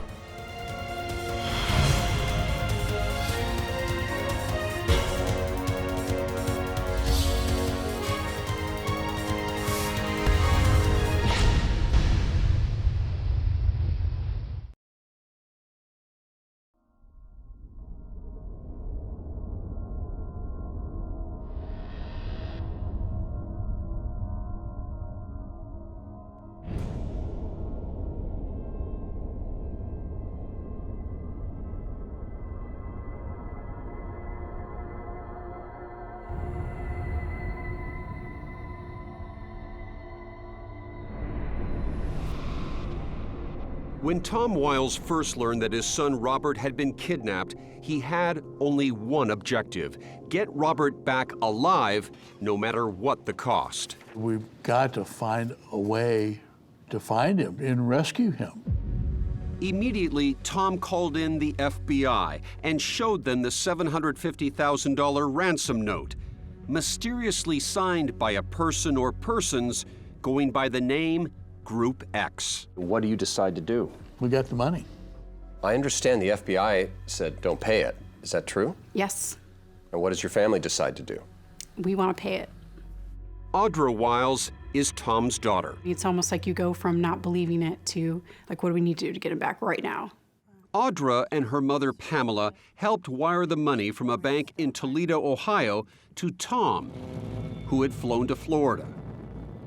Robert, 26 years old, was the sales manager in the Lakeland office of National Flight Services, a private aircraft repair company. Rob wanted to dive right in there and be just like his dad. So he's always had an interest in the aviation business. Audra says Robert enjoyed working in Florida because, aside from being an avid pilot, he loved the water. You gonna throw them all back in? Yeah. Ever since he was young, Robert had an intense interest in boating and fishing. He loved being near the water, and the closer he was to his boat, the happier he was. David Palmisano is one of Robert's closest friends. Remember one day when we hooked the tuna, and no sooner did we land that tuna on the deck, Robert cuts it open, and he grabs a piece of fresh tuna meat out and eats it. And he said, "Oh, there's nothing like fresh sushi." And that was Rob, and he had a big smile on his face. He's laughing about it. Robert, who spent years in military academies and was a star athlete, was in great physical condition. He had shoulders like King Kong. And he was strong, physically very strong. And not an easy mark for a kidnapper, which only deepened the mystery. But at that point, all Tom cared about was getting back his only son. I wanted to be ready, and I didn't want to delay. Robert had vanished on April 1st, 2008, and the kidnappers had set a deadline of April 8th. The clock was ticking as Tom picked up the $750,000 that had been wired to a bank in Florida. And where do you go with this money? So back to the hotel. From that point on, an FBI agent was glued to Tom's side. The family's personal life was being examined closely. Tom and Pamela had separated years earlier, but only recently had completed a rather unique financial arrangement. Pam had disassociated herself from the business. She said she would like to have is for me to give her a significant amount of money that she knew would not be invested in the business. And was that $750,000? And that was $750,000. The $750,000 demanded by the kidnapper or kidnappers, this Group X, did that strike you as odd? Yes. FBI agent James Bushnell. This is kind of intriguing, so what does that suggest to you? That the author of the ransom note was very close to this business. Did you ever, for even a moment, wonder if Tom was involved? Oh, no. I knew Tom wouldn't be, no. The FBI wasn't so sure. Agents zeroed in on Tom. After all, he was the one who had to part with $750,000, and it just so happened that his company had kidnapping insurance. We had people travel in South America quite often and want to make sure that we could come up with a ransom to get them back. But the FBI could not ignore the possibility that family members, including Robert, were involved in a conspiracy. Agents went at Tom hard. Did they tell you were a suspect? They treated me like one. I was grilled a number of times. I was very angry. You know, how could you possibly be looking at me? Pamela, too, came under scrutiny at what she says was the worst moment of her life. It's agonizing. It's hard to believe. I just needed to find my son. Agents combed through Robert's life as well. He was dating but did not have a steady girlfriend. And so the spotlight shifted to the family business. Do you believe your brother felt some pressure to stay in the family business? In any way, was he in a place where he didn't really want to be? I think the pressure didn't come from my dad. I think it came from more of himself. Because he loved his father, my father. Come on, let's pull it up. Great man. And no child wants to disappoint their parents. And even though my dad would never, ever, ever be disappointed if he decided not to stay. I saw him the Sunday before he disappeared. So just a few days? Just a few days. Tierney is the youngest of the Wiles' 3 children. Where do you think he was in his life at that moment? If I remember correctly, he seemed a little stressed, but he was still in good spirits. In fact, Robert had told his friend David that he'd recently become frustrated at work. He voluntarily opened up to me what was happening at work, something he'd never done before. And he'd mentioned he was having some personnel conflicts. The FBI began looking at every current employee and some former ones. Tell me about Steve Lindsay. He was a Georgia boy, had a gift of gab, was a good old boy. He was a good mechanic, had a drinking problem. But if you met Steve Lindsay, you'd like him. But when Steve's drinking got out of hand, Tom fired him. Can't have that. This business is intolerant of alcohol and drug use. Just a month before the disappearance, Steve had begged Tom to give him his job back, to no avail. He was pretty desperate. He was. There was no doubt about it. He needed a job. Agents were being pulled in every direction. But there was one immediate concern: the ransom deadline. The time had come to make the payoff.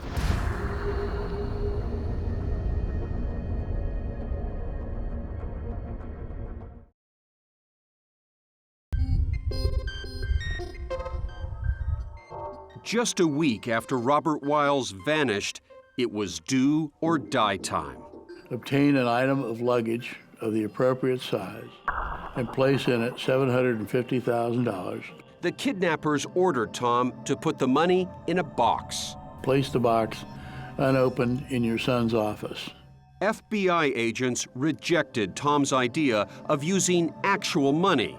Instead, they filled the box with coffee, making sure it weighed the same as $750,000 in cash. Special Agent Dan Kelly. We did, in fact, have a camera which was watching the package. We were able to monitor that 24 hours a day. Operations manager Toby Holt, whose office was next to Robert's, was handpicked by Tom to help the FBI change the camera's videotape. We needed a person of trust within National Flight Services. This is the actual FBI videotape.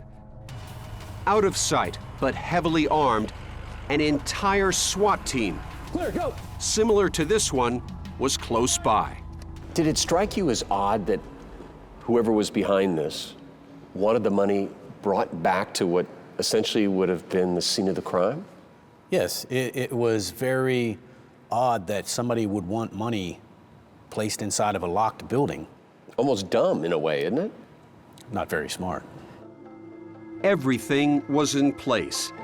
Minutes, then hours ticked by. But nothing happened.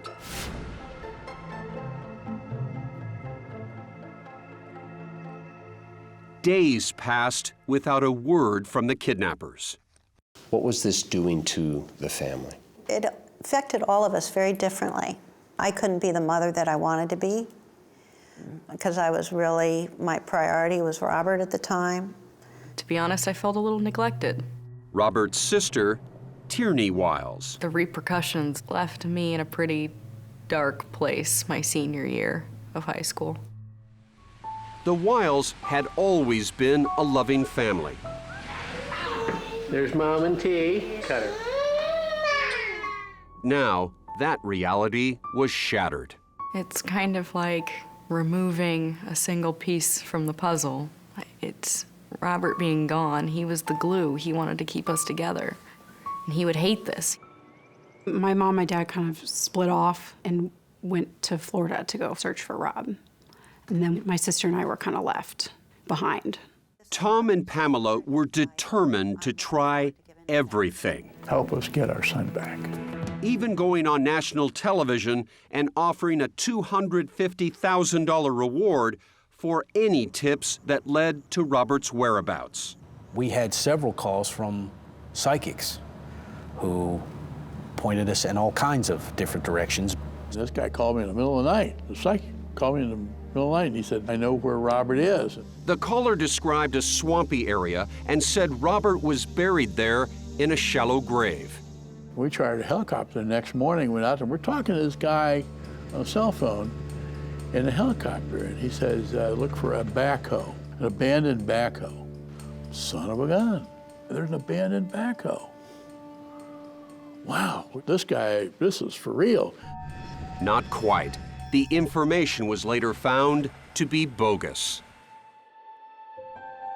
Deep inside, I felt Robert was dead. But I think as a mom, you just can't give up on your kids. Was there a chance that Robert could still be alive? Well, there was a tip that came in from Robert's barber, Janie Beard. When I first heard he was missing, I said, oh my God, he actually did that?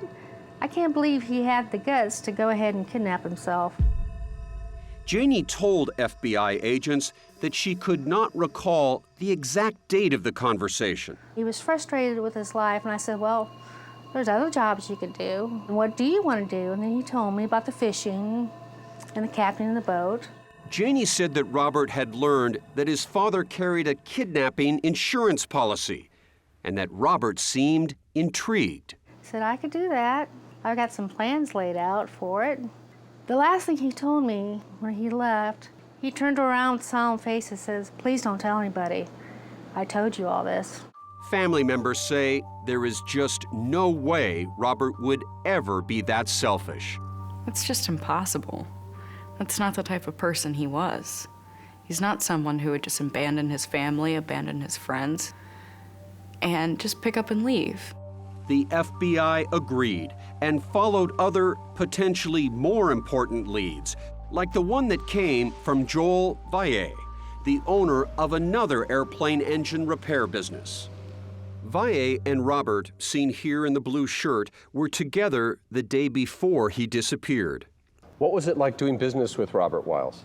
Very nice, very good. He wanted to bring fresh ideas to the company. Valle and Robert had hatched a deal to partner with Tom's company.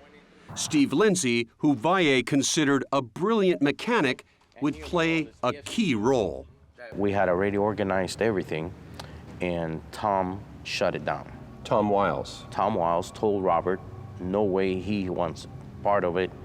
As long as Steve is involved, he doesn't want any part of it.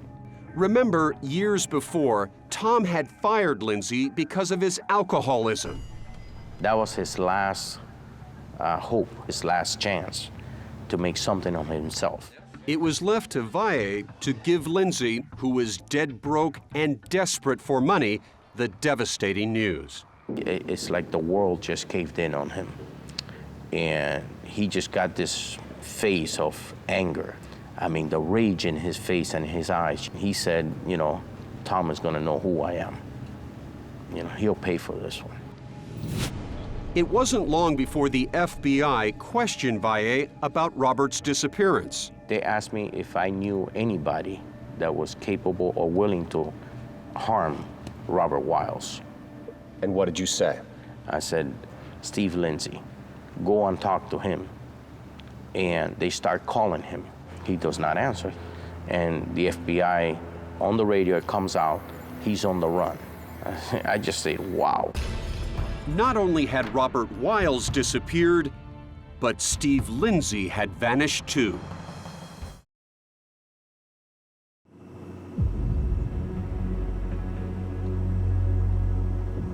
The manpower supplied was significant because the case was obviously significant.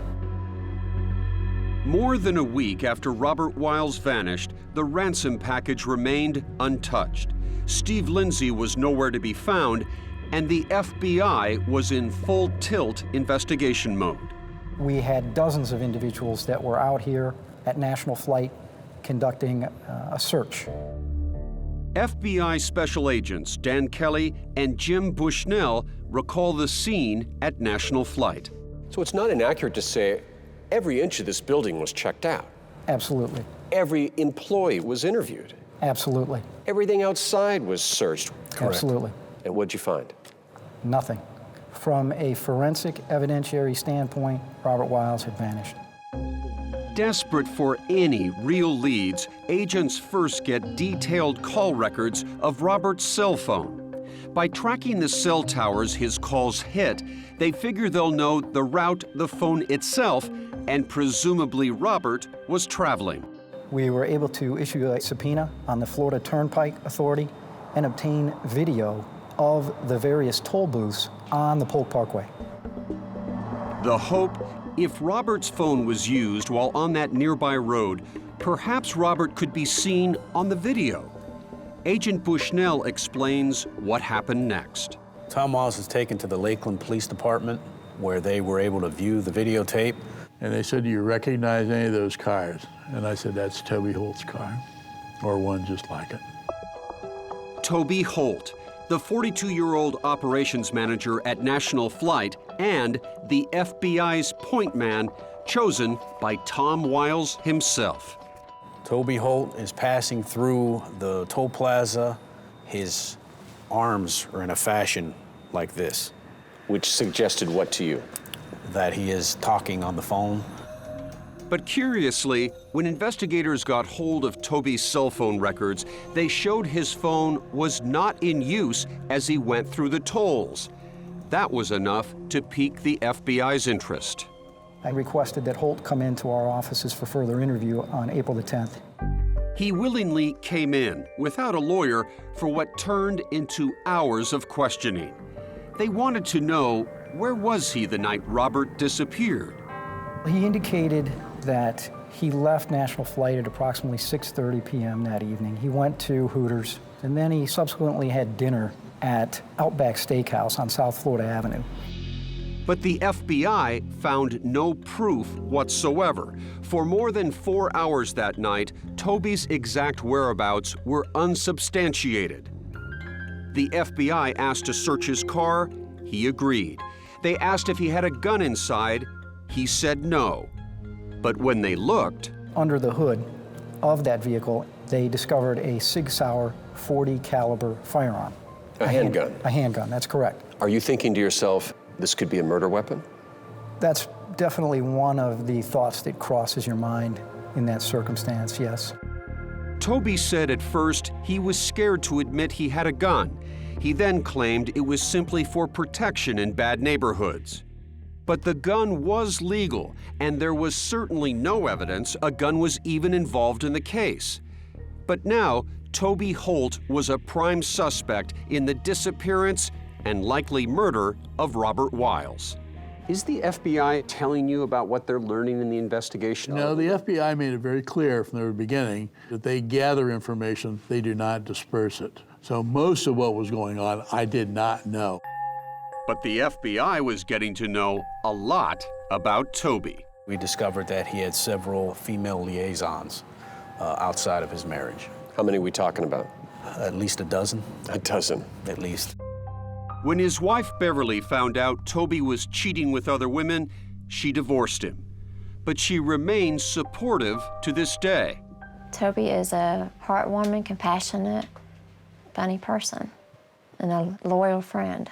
But the murder is just not in Toby's character at all to do it. In fact, Toby continued to work at National Flight for Tom Wiles, who had no idea his operations manager was now suspected of killing his son. But Tom eventually did fire Toby in August 2008. He wasn't performing very well as the manager of that facility prior to Robert's kidnapping. The FBI continued to investigate other suspects, including Steve Lindsay, the alcoholic mechanic once fired by Tom Wiles. He finally surfaced, claiming he was wasted on alcohol and drugs during the time of Robert's disappearance.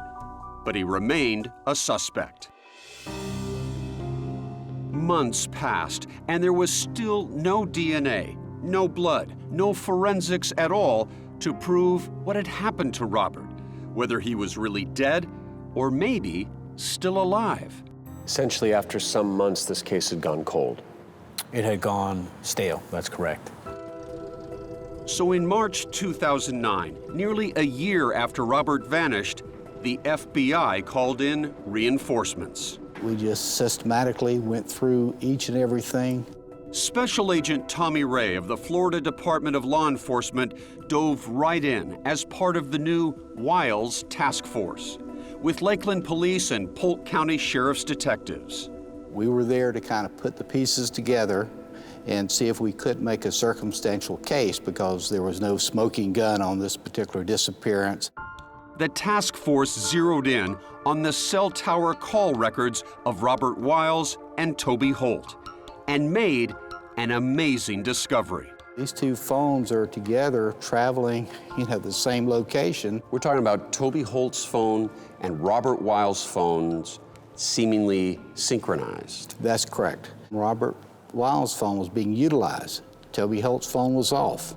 Tommy Ray is convinced that in this photograph, Toby Holt was using Robert Wiles' cell phone.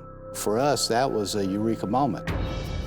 The task force concluded Toby Holt was Group X. He had used Robert's cell phone to make that ransom demand, and he had killed him. When you put them together, the pieces of the puzzle, it's a very strong circumstantial case. And on December 18th, 2009, agents descended on Orlando International Airport. Their focus, a flight from Bogota, Colombia. Their target, passenger Toby Holt. He walks out of the jetway. They tell him that we'll get your luggage, don't worry about it.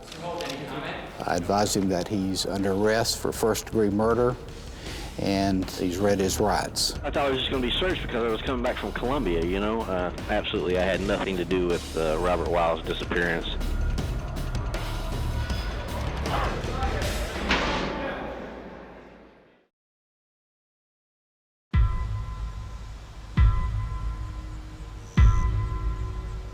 For more than 2 years, Stobart Holt, known as Toby, has been locked inside this Florida jail. Indicted for extortion, kidnapping, and the murder of 26-year-old Robert Wiles. No, I did not participate in any kidnapping of Robert Wiles. Toby Holt has agreed to speak with 48 Hours, but it will be under unusual circumstances. Holt will be in this jail, I will be in a separate building, and we will communicate with each other through remote television cameras and monitors. Toby, did you murder Robert Wiles? Absolutely not. I did not murder Robert Wiles. You did not harm him in any way? Absolutely not. I had nothing absolutely against Robert Wiles or his family. And there's Robert, our 11-year-old. Robert's mother, Pamela Wiles, believes Toby Holt is her son's killer. When I listen to Toby talk, I just don't take anything he says seriously. I think he's a sociopath. But Toby's former customer, Joel Valle, is not at all convinced. Do you believe that Toby Holt abducted and murdered Robert Wiles?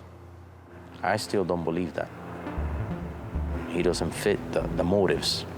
There's nothing there.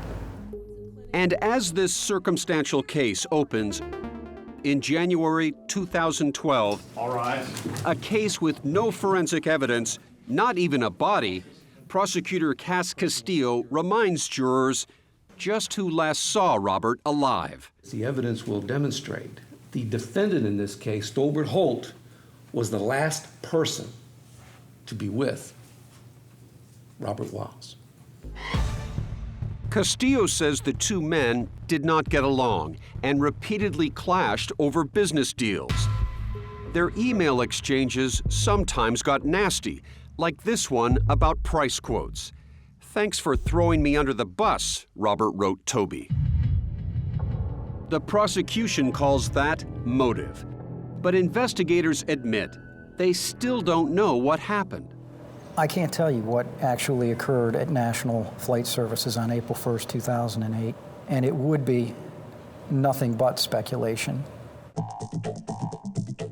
The prosecution says on the night of Robert's disappearance, Toby called a local Home Depot. Toby admits he did call. So I gave them a call and see if they carried mini blinds. Mini blinds, he says, needed for the office. But Toby swears he never set foot in the store that night. Yet Castillo says Toby, figuring out what to do with Robert Wiles' corpse, went into that store and paid cash for a box of plastic sheeting and 2 rolls of duct tape, like these. The kind of materials that would be used for what? To conceal a body. Who knows who it was that bought that? Toby's lawyer, Assistant Public Defender Howard Dean Garrett, says there's nothing that ties Toby to that purchase. There's no surveillance video. This is just supposition. This is just innuendo. Once again, it's an attempt to try to cover up the fact that they have no evidence. and it's just a coincidence. It's just a coincidence. Is it a coincidence? Just a coincidence that happened. Is that right? If you want to call it that, yes. For prosecutors, too many coincidences is not a coincidence. Remember, Toby's whereabouts for over 4 hours the night Robert disappeared were unsubstantiated. But they say one fact is crystal clear. Toby Holt repeatedly used Robert's cell phone, even sending the ransom demand to Tom Wiles. The phone was with him. He was using that phone. Every piece of evidence in this case screams that that's what occurred. Got in my car, drove all the way to Holt says he bluntly told investigators, no way, no how. He was like insinuating that I had Robert or his phone. I basically told him, listen, I watch CSI, I watch 48 Hours. I know you can track cell phones. Why would I take Robert's cell phone with me on the trip? It just didn't make any sense. But the state says it has more than just cell phone records. It has these pictures. But even the FBI questions what they truly reveal. With that toll booth photograph. The fact is, you can't tell what's in his hand. That's correct. So it's not definitive. It's not definitive. There wasn't anything really definitive in this case. I never had Robert's cell phone, ever. I could have been adjusting my glasses, I could have been scratching, I could have been taking a drink, because that's something I do when I'm driving, is always have a soda, whatever. Like a can of Dr. Pepper, which he always seemed to have nearby. Holt says he was taking a sip of Diet Dr. Pepper at that time. Investigator Tommy Ray. Well, unless he was pouring it into his right ear, that's impossible. If you're like Toby Holt or millions of other Americans, when the car slows down, then you can take a drink and look up. Now, when you left Robert on April 1st, 2008, where was he physically? He was in his office. Did you see or talk to him again? No, I did not. Do you know what happened to him? No, I do not. Did you kill him? No, I did not. Do you have any idea where he might be at this time? No, I do not. For Holt's attorney, the state's case is just plain weak. I have never tried a case or been involved in a case that was so completely circumstantial. It's remarkable that the quality of the evidence is so elusive. Are you telling me basically they have no case? That's my position, yes. Yes, except for sort of innuendo and coincidence and, you know, where there's smoke, there must be a fire. But sometimes there's just smoke. And her defense points squarely at Steve Lindsay, the alcoholic engine mechanic furious at Tom Wiles for firing him. Steve Lindsay said he would like to break a chair across Tom Wiles' back and breech load the splinters. That's how Steve Lindsay felt about Tom Wiles. I think the motive is much greater for Steve Lindsay. So does Joel Valle, who heard Lindsay threaten to get Tom Wiles. He's trying to hurt Tom as much as he can. What's the best way to hurt him? Through his son.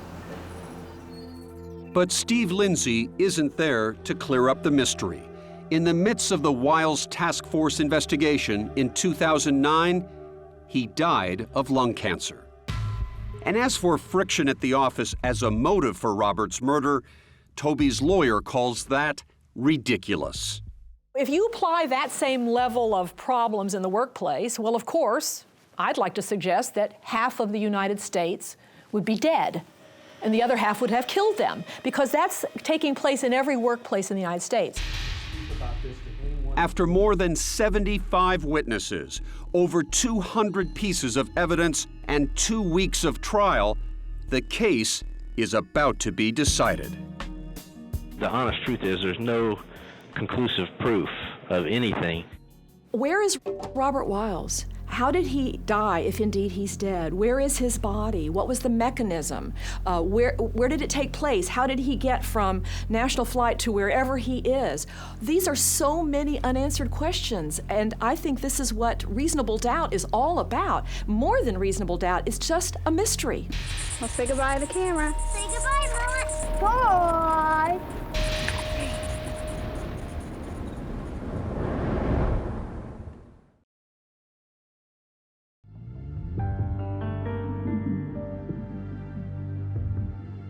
I want to know where my brother is.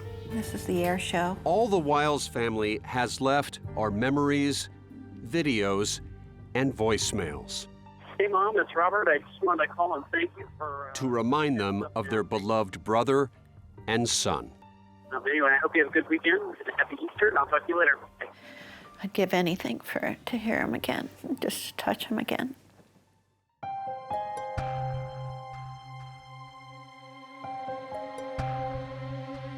Nearly 4 years after Robert Wiles went missing, the man accused of taking Robert from his family is about to hear his fate. Person of the jury, has the jury reached the verdict? Yes, Your Honor, we have. Would you please hand that to our bailiff? The jury spent only 4 hours deliberating. Mr. Holt, if you'd please rise and hear your verdict. It was almost an adrenaline rush. I was shaking. We, the jury, find as follows as to count 1 of the charge. The defendant is guilty of manslaughter. Toby Holt was in fact the man to blame for Robert Wiles' death. If he was convicted on first-degree murder, he could have faced life. It was clearly a compromise. When you have one side saying he didn't do it at all, and the other side saying he did it and it was kidnapping and premeditated and et cetera, and then you get a verdict of manslaughter, that's a compromise verdict. Were you disappointed that it's manslaughter and not first-degree murder? Not at all.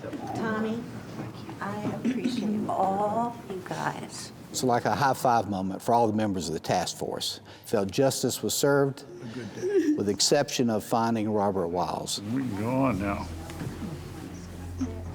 Surprisingly, Toby is found not guilty of kidnapping. But Robert's family knows he's going to prison. I'm very happy. I'm very happy he's going away. So. I was basically in disbelief. There's no evidence to support the conviction. And really, I think the FBI failed to follow up on some unanswered questions with other people. I'm upset because I'm an innocent man convicted of manslaughter. We're here this morning in regard to State versus Stolbert Holt, scheduled for sentencing. 6 weeks later, at Toby's sentencing hearing, Tom Wiles addresses the court. Keep this man off the street. And maybe some way, somehow, somewhere, he'll decide to tell us what he did with Robert. You know, we have a son. We don't know where he is. We want to bring him home. I want to know where my son is. I'm sorry, I'm not doing very well. Then it was Toby's turn to speak. Thank you, Your Honor. As everyone else's does, my heart goes out to the Wiles family. I still maintain my innocence. I have from the beginning. They're probably hoping that I'm going to tell them where to find Robert, and I just do not have that information. He knows what happened to my brother. Why doesn't he just come out and say it? Like, why don't you just tell us? You know, just tell us. What's it going to hurt anybody? You're already done. The Wiles family isn't buying Toby's story, and neither is Judge Donald Jacobson. A young man, Robert Wiles, is dead as a result of the actions of Mr. Holt. What appears to be, in my mind, a failed attempt at an extortion. Toby is sentenced to a total of 30 years in prison for manslaughter and extortion. His ex-wife, Beverly. Toby didn't do this. I know he didn't do this. To be taken away just because he had affairs and he can't account for an alibi, I think is just ridiculous. Toby would never, ever take a life. Despite Toby's conviction, Robert's mother still has unanswered questions. I can't imagine just one person being a part of this. I believe there was a plot. Right now it's a mystery to be solved. With Robert's body not yet found, no remains yet buried, no memorial service yet held, right across from me is my father, Tom Wiles. One yearning never dies. Do I hope every day that he's still alive? Absolutely. I'd give everything I have, everything I could borrow or steal or anything else to get him back. You have no idea how awesome it would be if he just walked through the door. We would all lose it. Oh my gosh. Give anything for that to happen. Do you ever dream of your brother? Yes. All the time. One of my favorite ones is of him taking me out on the boat. And he's smiling. He's so happy in my dreams. That's what gets me through, because I know that wherever he is, he's happy.